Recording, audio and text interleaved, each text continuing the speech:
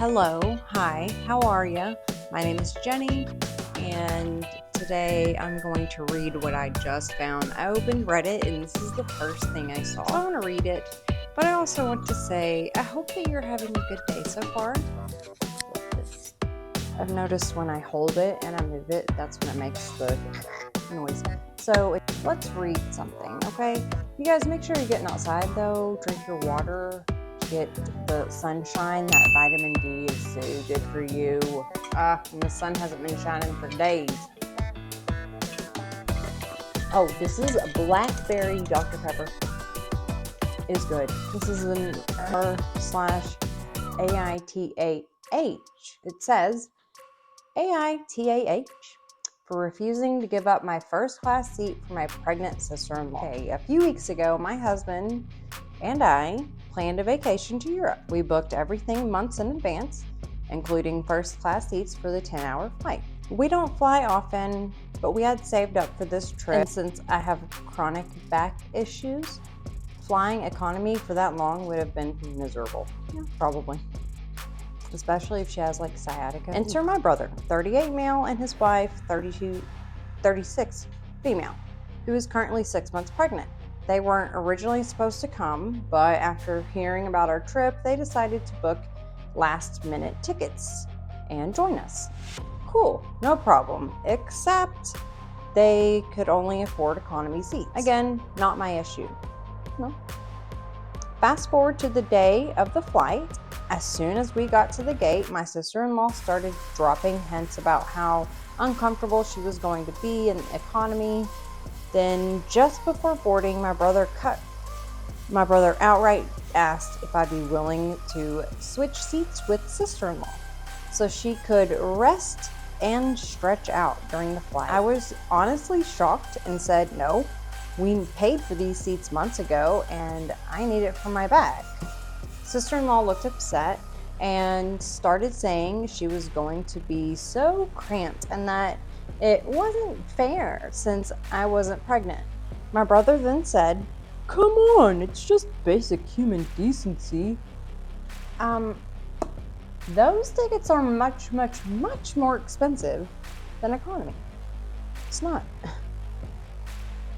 Okay, anyway, you shouldn't be flying 6 months pregnant anyway, especially for that long, so. At this point, my husband stepped in and said, if she's uncomfortable, you should have booked a better seat. That's not our problem. We boarded while my brother and sister-in-law glared at us and barely spoke to us the entire trip. Then why did you go? You can't let that go and have a good time? My God. You're in your 30s and you're acting like you're 14. We landed. I got a text from my mom saying I was selfish for not giving up my seat and that I should have prioritized family over comfort. She said I should have just sat with my husband in economy since he was already there. He prefers economy because he sleeps easily on flights. Okay.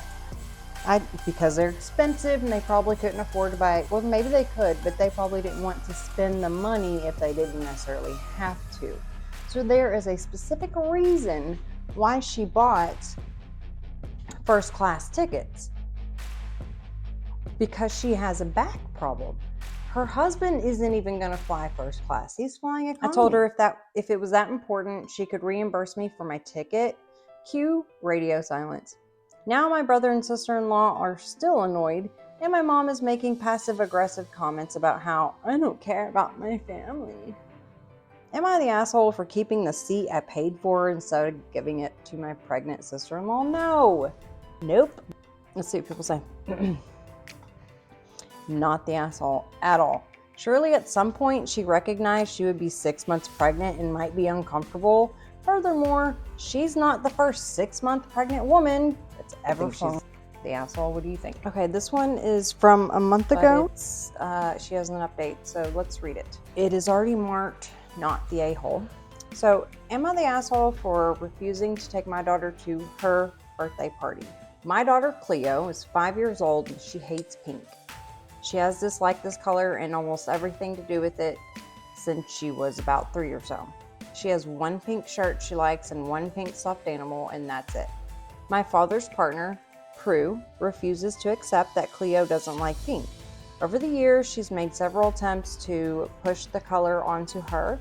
Pretty much every gift she's ever given her has some shade of pink, no matter how many times I tell her to stop. She has tried to give me dozens of different reasons why I should encourage my daughter to try different shades. It clearly upsets Cleo, but Prue keeps doing it. About a week ago, my father invited me, my husband, and our children for dinner at his place. He said he and Prue had a surprise for the kids. Right before we got home, my younger sister, who still lives with our father, texted me. She warned me that the surprise was actually a small birthday party Prue had planned for Cleo. That alone threw me off because my daughter's birthday was in November. My father did miss her actual birthday party due to work, but still. Also, my son turns 9 in March, so I had figured his would be the next party we'd have. Yeah. Then she sent me photos of how the place was decorated, and it very clearly wasn't actually meant for Cleo. Literally every piece of decor was pink. The tableware, the balloons, everything. She had gotten pink banners and glued pink foil fringe curtains on the doors. Even the cake was pink. I showed everything to my husband, and we agreed not to take the kids there. I texted my father the following: "Hey, sister told me everything. We're not coming. We're taking the kids to McDonald's and telling them that was your surprise. You and Prue can come if you want. We're paying." We did exactly that. My father did show up without Prue, but he was cold with us and left 20 minutes after arriving. Both him and Prue are pissed. My father is angry that my husband and I dismissed his partner's heartfelt gesture towards our daughter. Prue also told me that I'm the reason Cleo is restricted. I also don't like people, and I'm raising her to be an ungrateful, spoiled brat who is unwilling to compromise. To be honest, I get how I could be in the wrong here, but at the same time, this just felt like Prue trying to push something Cleo doesn't like onto her yet again. My sister and one of my brothers are on my side, though my sister did say I had been rude. My other brother is on the fence. Am I the asshole? Edit, my daughter doesn't know I dislike pink, nor would I care if she did like it. Edit, I have written an update as well for her. Yeah, like, what's the big deal? Okay, update. First of all, I apologized to my sister a few hours after I made my original post. I am very grateful for what she did, but I'll do my best to keep her away from those conflicts moving forward. Thank you to those who defended her. Secondly, I went through your comments with my husband, and our main takeaway was that we did what we had to do to protect Cleo, even if it wasn't what we do in most circumstances. Had either of us been surprised with the party decorated with something we openly hated, we would have sucked it up and ignored it. It sucks, but we're adults and it comes with the territory. Cleo, however, is 5 years old. She wouldn't deal with it this same way, nor would we expect her to. You can't expect her to.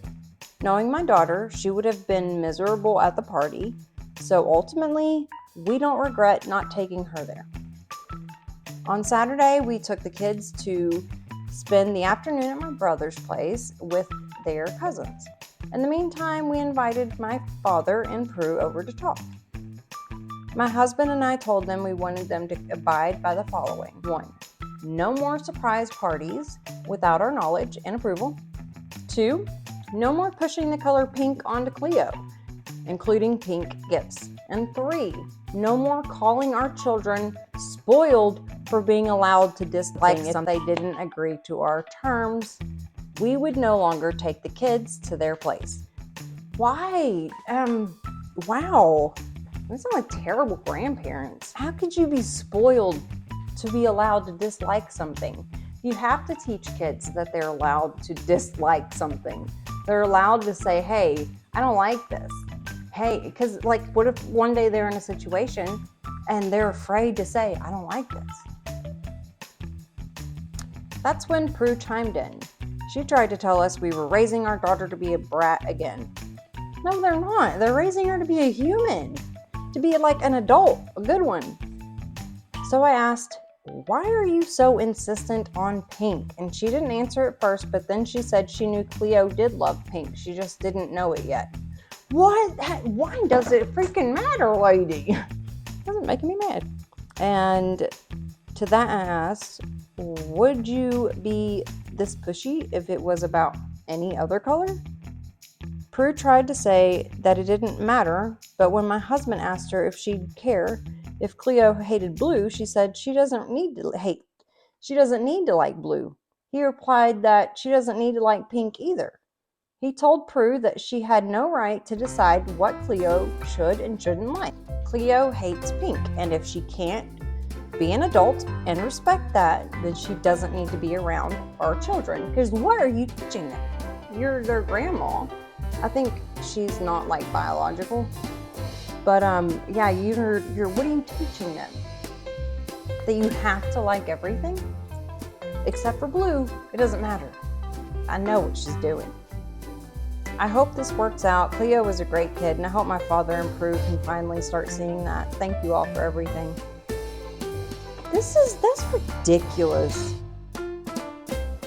Ridiculous. Okay, y'all have a good day. Get outside, drink water, get exercise, do something that makes you happy because you matter, and bye.